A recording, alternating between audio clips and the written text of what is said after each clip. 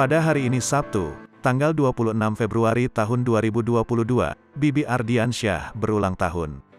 Keluarga memperingati momen ini dengan berziarah ke makam Bibi Ardiansyah dan Vanessa Angel di TPU Taman Islam Malaka, Jakarta Selatan.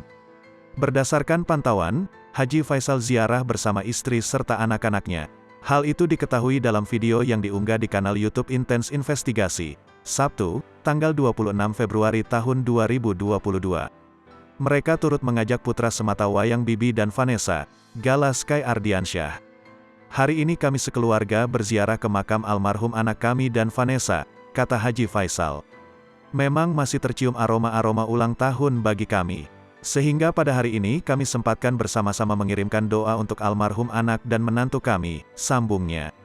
Sementara itu, sejak kepergian Bibi dan Vanessa, Faisal mengaku masih tak bisa melepas bayang-bayang anak dan menantunya.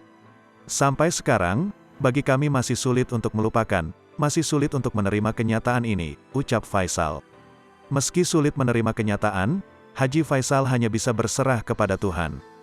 Tapi perasaan itu, selalu merasakan bahwa anak itu masih hadir di hati dan pikiran kami, terang Haji Faisal. Sehingga yang bisa kami perbuat hanya mengirimkan doa kepada mereka, tambahnya.